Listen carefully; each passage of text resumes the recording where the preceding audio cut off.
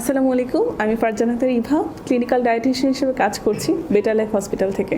আজকে আপনাদের সঙ্গে যে বিষয়টি নিয়ে আলোচনা করব, পুরুষের স্পার্ম কনসেন্ট্রেশন অথবা ধাতুর ঘনত্ব কমে যাওয়ার কারণ নিয়ে, বা এই বিষয়ে আমরা কি করতে পারি, এটা প্রতিরোধে আমরা কি কি ধরনের খাবার খেতে পারি, এই বিষয়ে বিস্তারিত আলোচনা করব। তো পুরুষের এই স্পার্ম কনসেন্ট্রেশন কমে যাওয়ার প্রধান কারণ বলতে আমরা বুঝি সেটা হচ্ছে পুরুষের হরমোনাল লেভেলের ডিসফাংশন, অর্থাৎ পুরুষের যে মেইন হরমোন যেটা তার পুরুষত্ব বজায় রাখতে সাহায্য করে সেটা হচ্ছে তার টেস্টোস্টেরন হরমোন লেভেল।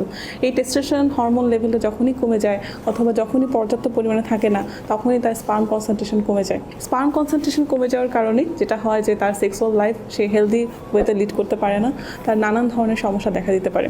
যখন একজন পুরুষ দীর্ঘদিন স্পার্ম কনসেন্ট্রেশন লেভেল ঠিক থাকবে না অথবা টেস্টোস্টেরন লেভেলটা ঠিক থাকবে না, তখন তার মধ্যে যে প্রবলেমগুলো দেখা দেবে সেটা হচ্ছে তার অ্যান্টি এজিং দেখা দিবে, তার হচ্ছে মাসেল স্ট্রেংথ কমে যাবে, তার হচ্ছে বিষণ্ণতায় সে ভুগতে থাকবে, দুর্বল লাগবে, অবসাদ লাগবে।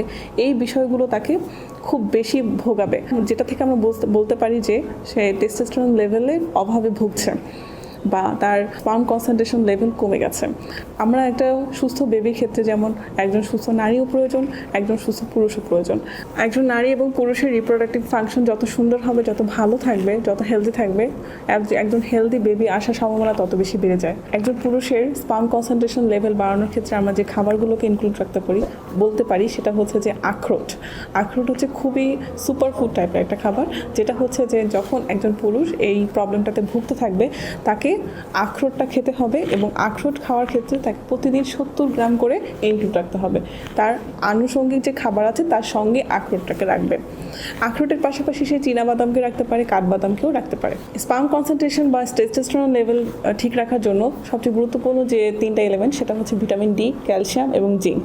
ভিটামিন ডি, ক্যালসিয়াম এবং জিঙ্ক এই 3টাই হচ্ছে পর্যাপ্ত পরিমাণে পাওয়া যায় আমাদের ডিম, দুধ, এই খাবারগুলোতে খুব পর্যাপ্ত পরিমাণে পাওয়া যায়। আমরা যারা হচ্ছে যে এই যে স্পার্ম কনসেন্ট্রেশন লেভেলটা যাদের কম থাকে বা টেস্টোস্টেরন লেভেলে যাদের কম থাকে, তাদের ক্ষেত্রে আমরা এই খাবারটা, বিশেষ করে ডিমটাকে দিনে 2 থেকে 3টা খেতে বলি, যাতে করে তার এই মিনারেলস লেভেল, ভিটামিন ডি এর লেভেল, ভিটামিন এ, ই, কে, এই ভিটামিন লেভেলগুলো, মিনারেলসের লেভেলগুলো এগুলো যেন সঠিক পরিমাণে থাকতে পারে। সেই জন্য আমরা বলে থাকি যে প্রতিদিন 2 থেকে 3টা করে ডিম খেতে হবে, আখরোট খেতে হবে, মধু খেতে হবে, যেগুলোর মধ্যে পর্যাপ্ত পরিমাণে মিনারেলস এবং ভিটামিন সরবরাহ করে, যা আপনার বডির ক্ষেত্রে টেস্টোস্টেরন লেভেল ঠিক রাখতে সাহায্য করবে।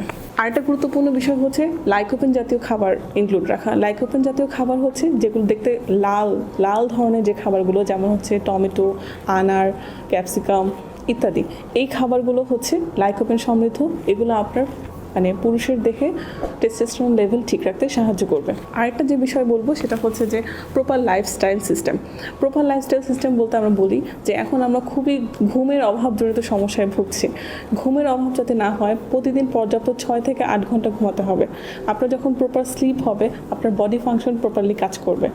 বডি ফাংশন প্রপারলি যখন কাজ করবে, তখন আপনার হরমোনাল ফাংশনও সুন্দরভাবে কাজ করবে, এবং আপনি এই যে প্রবলেমটাতে ভুগছেন যে স্পার্ম কনসেন্ট্রেশন লেভেলটা কমে যাচ্ছে, টেস্টোস্টেরন লেভেল কমে যাচ্ছে, এই প্রবলেম থেকে আপনি বের হয়ে আসতে পারবেন। আজকে পর্যন্তই। ধন্যবাদ। ভালো থাকবেন, সুস্থ থাকবেন, হেলথ টিভি বাংলার সঙ্গে থাকবেন।